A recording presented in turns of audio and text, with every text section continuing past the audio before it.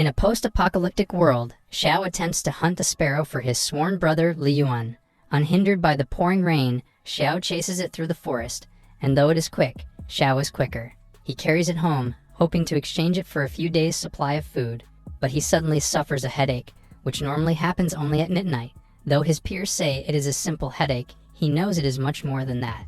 It is as though his consciousness is peering into chaos itself. He suddenly finds himself inside a strange palace, and he discovers a mysterious item on a table.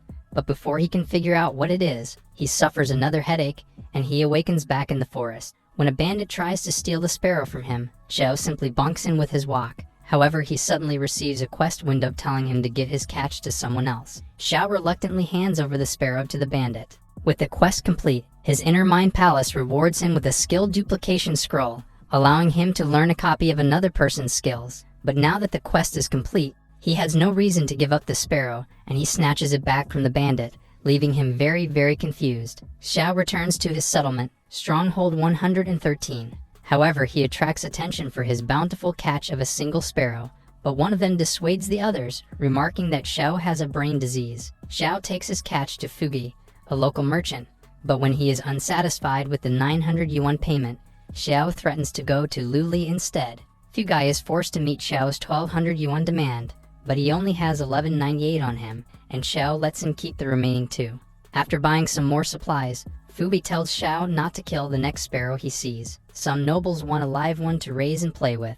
Xiao returns home to Li Yuan, who is hard at work studying. Although Li Yuan wants to hunt with him, Xiao prefers to have Li Yuan study. Li Yuan notices Xiao's wounds, but he tells him not to mind them. He prepares him a meal to eat, but when he expresses concern for his well-being again, Xiao snaps and tells him to simply focus on studying, and to leave all the hard work and hunting to him.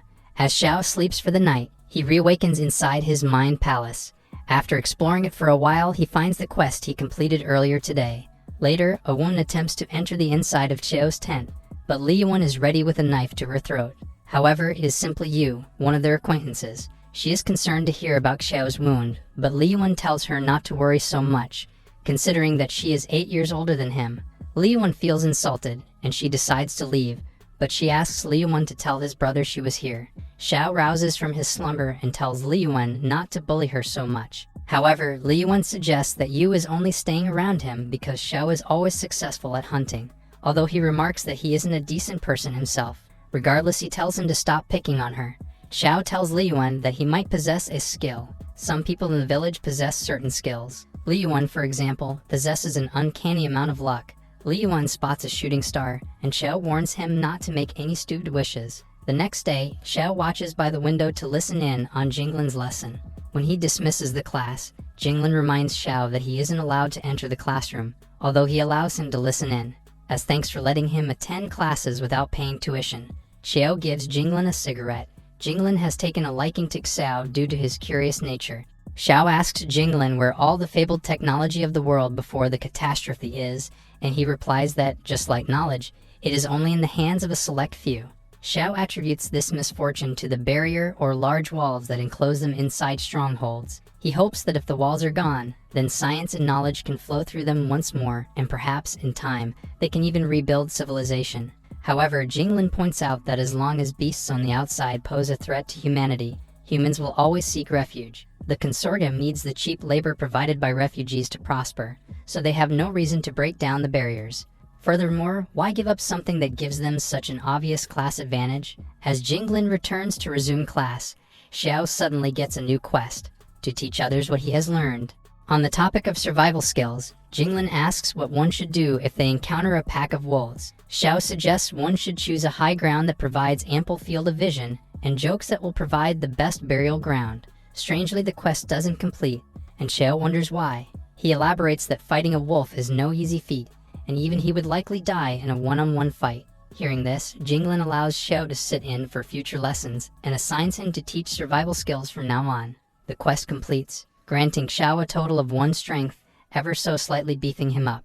Xiao is convinced that this palace is not a fantasy, but a unique kind of skill. He realizes that if an adult male only has an average strength level of 3, and he gained one that puts him above average at 3.5, this means that Xiao's survival chances in the wilderness just skyrocketed, and he can barely contain his excitement.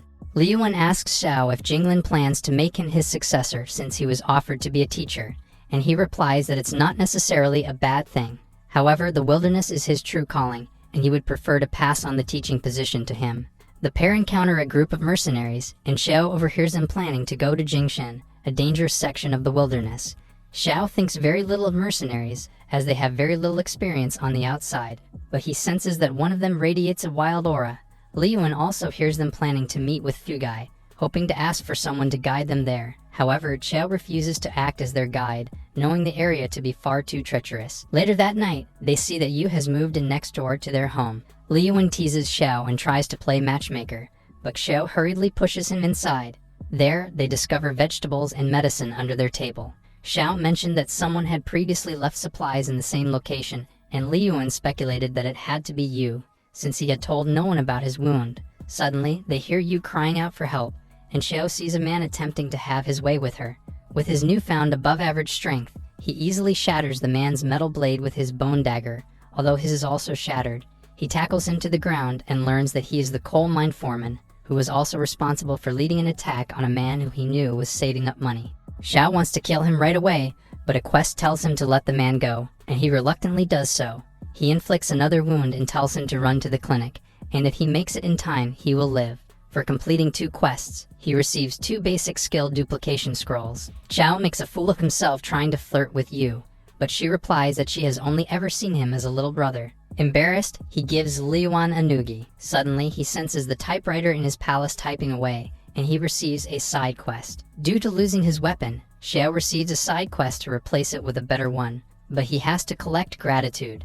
Helping Yu has already gifted him one, but Xiao is disappointed, since if it were negative feelings, he could have just pranked the entire town without much effort. He pressures Liyuan into thanking him, and although it was coerced, it was sincere, and he receives another point out of 100. He tries to get more by having Liyuan thank him over and over again, but it appears as though he can only get 1 gratitude point per person. 2 coins suddenly fall from above, and he sees a coin machine. Wondering what it does, he puts one of the coins inside, and out pops a medical salve. He returns to the real world, and Liyuan thinks he is using magic by suddenly having a bottle in his hand. Xiao applies the salve to his wound, and it miraculously heals. Such a wonder drug would easily cost millions of yuan, and Xiao makes plans to get more gratitude quicker. The next day, Xiao and Liyuan attend class clearly sleep-deprived, presumably due to Xiao's attempts to farm more gratitude points. He tries to get more gratitude by having the students say thank you to him, but none of it is truly sincere, and he is forced to find other ways to get it. He begins teaching survival skills as agreed, but the class grows impatient since he won't shut up. One of the students raises their hands to point out that the sun is setting, and Xiao dismisses class on the spot. As they say thank you, he receives 2 gratitude coins. Liyuan complains that Xiao's lessons drag on for too long, but Xiao insists on imparting as much knowledge as he can. They spot old man Liu acting as a guide for the mercenaries, and Fui tells Xiao that he missed a great opportunity. When he asks what's so great about it, Fui remarks that the wall keeps the outside out, but it also keeps the inside in. Only certain powerful individuals can freely pass through barriers. Fui asks him to consider being a guide again, but he refuses to go to Jingshan. Later, they see Yu attempting to pawn off her earrings for money, but Xiao gives her some money as payment for the medicine she left behind the other day. He asserts that as long as he is here, there will always be food for her to eat and bowls for her to wash, which can be interpreted as a proposal of sorts. Suddenly, their attention is called to a wife begging a doctor to save her husband. But without any money, the doctor simply laughs and turns them away. Xiao tells Liyuan to burn this image into his eyes. This is how unfair the world is. As acid rain begins to fall, they are forced to seek shelter. Liyuan remarks that being a doctor seems like an easy way to get gratitude and make money, and Xiao realizes he can simply learn the medical skills required. The next day he camps outside the clinic, hoping to copy the doctor's medical skills, but instead, his scroll copies the deception skill. He tries examining the doctor's statistics, but he is dismayed to learn that he has no medical skills at all. He has just been scamming people all this time.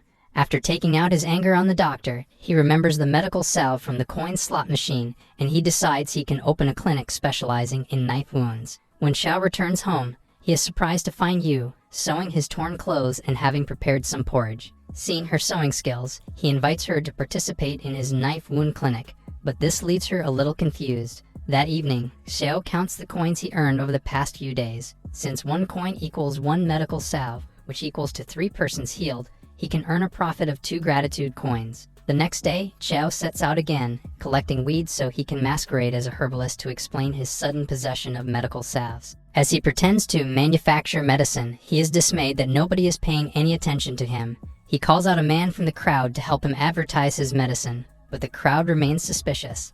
Left with no choice, he gives the man a free sample by treating his wound and letting him spread the good word.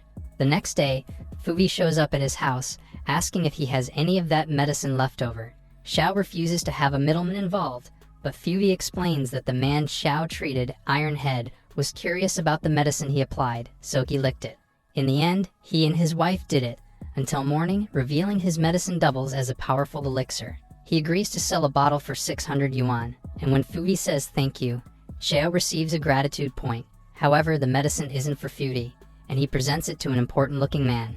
Meanwhile, 3 injured men trudge by Xiao's clinic, and he receives a quest to find 3 patients. He beats them up and drags them to his clinic, revealing that the doctor they were going to is a quack. As Yu treats them, they learn that the local boiler exploded, killing several men instantly. Only the lucky ones were able to escape despite their injuries. He has Yu begin sewing up wounds with a heated needle, but this is her first time, and she fails to wait for it to cool.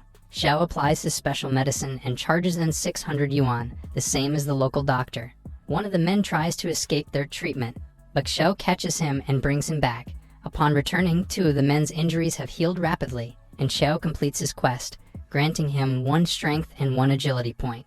Afterwards, he receives another quest to treat 10 patients. That evening, they hear an alert about wolves breaking into town, which Xiao suspects is due to the scent of blood from the boiler explosion.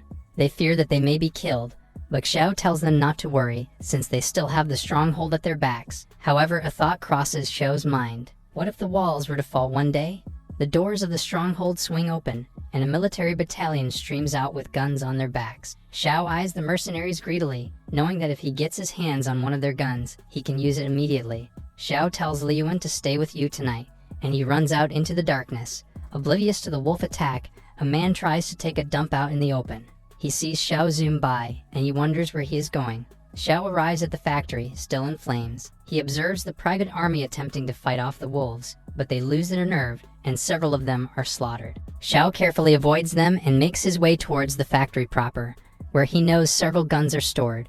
He stealthily climbs to the top, and after shattering the glass window, he drops inside. Several bodies still lie strewn about, evidence of a vicious battle. He notices all the bodies are moving in one direction, and he discovers a panic room.